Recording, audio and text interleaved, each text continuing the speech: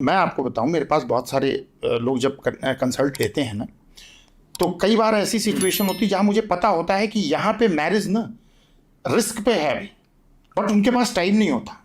अभी एक रिसेंट की बात बता रहा हूं आपको, 2022 की। मैंने मना किया कि नहीं, मैरिज होनी चाहिए 2026 में। अच्छा। पर उनको नहीं जी, इतना लंबा रुकेंगे नहीं, शादी करनी पड़ेगी। आजकल तो एक तो रुकते भी नहीं ना लोग। रुकते नहीं, सबसे बड़ी बात। एक तो इतना लंबा कौन चलेगा, लड़के लड़के आपस में बात करेंगे वैसे ही झगड़ के तोड़ देंगे तोड़ देंगे, हाँ। नहीं बाजी, शादी हो गई। उस शादी को आज तक मैं संभालते हुए लेके आ रहा हूँ। अच्छा। अब इम्प्रूवमेंट उसमें होना शुरू हुआ है, क्योंकि 2026 पास हो 2000, हाँ, आने वाला है समय। तो अब जाके इम्प्रूवमेंट होना शुरू हुआ। लेकिन यहाँ पे गाइडेंस थी। मैंने उसको कैसे 3 साल मोटिवेट किया। मेरे पास हर 15 दिन के 20 दिन के बाद फोन आ जाए, अब नहीं चलेगी शादी। मैंने कहा क्यों नहीं चलेगी, ऐसे ऐसे करो, ये करो, वो ऐसे करो।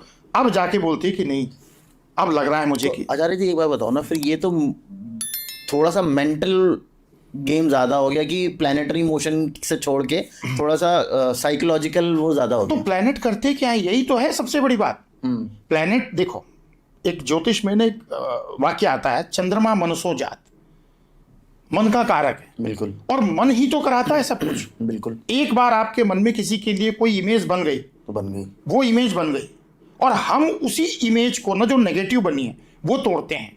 एक यूएस बेस्ड क्लाइंट है मेरे, क्लाइंट शब्द कहना सॉरी गलत बात है, मतलब मेरे से कंसल्टेंसी लेते, जजमान बोलो या ये बोलो कि परामर्श लेते हैं जी। मैं तो ये मान के चलता हूँ कि जो मेरे से छोटे हैं वो भाई हैं, जो बड़े हैं वो माता पिता के समान है। ये सेंटेंस मेरे मुंह से आज पहली बार गलत निकल गया कि क्लाइंट है, नहीं क्लाइंट नहीं है। तो उनके साथ ना, अब मैं आपको बताऊं, अगर शर्मा जी, मेरे पास बड़ी सारी ऐसी हिस्ट्री है जहां मैं मैनेज ही करता आ रहा हूं। अच्छा। और मैनेज करने के बाद ना मुझे रिजल्ट मिलते हुए दिखे। उनकी शादी भी 2019 में ही टूट गई होती। हस्बैंड के मल्टीपल अफेयर, वाइफ ने रंगे हाथ पकड़ लिए।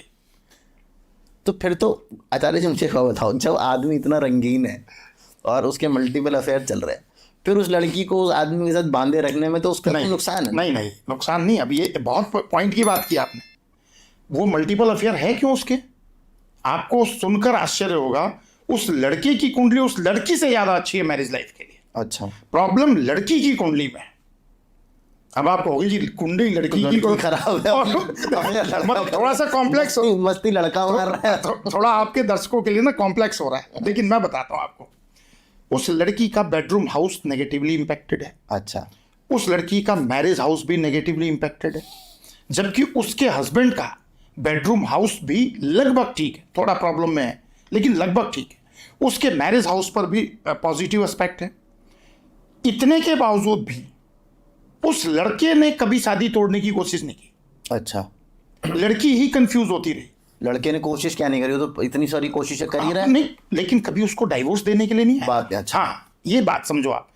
मैंने उसको बोला था कि आपकी शादी में 2023 के बाद से सिचुएशन इंप्रूव होनी शुरू हो जाएगी। अब ये इंप्रूव क्यों होगी, ये मैं रीजन बताता हूँ।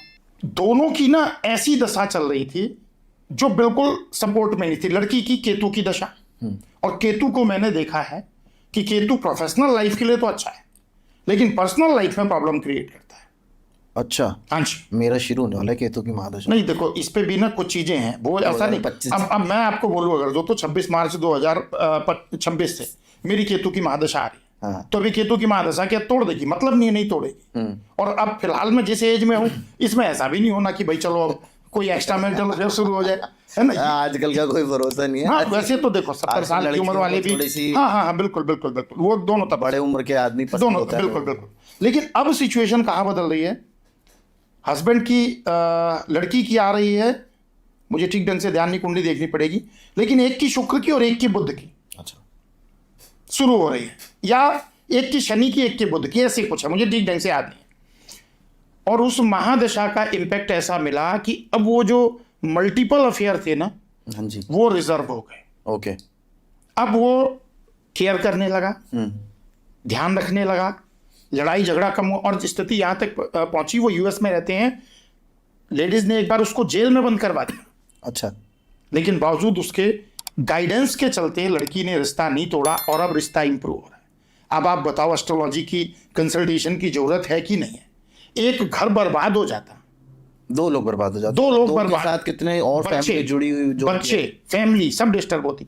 लेकिन कंसल्टेंसी ने रोकते रोकते उस नेगेटिव टाइम से उसको बाहर निकाल लिया। और अब मुझे ये गारंटी है, मैंने उसको प्रॉमिस करके बोला था कि 2023 से रिश्ता सुधरेगा, और अब सुधर रहा है। अच्छा,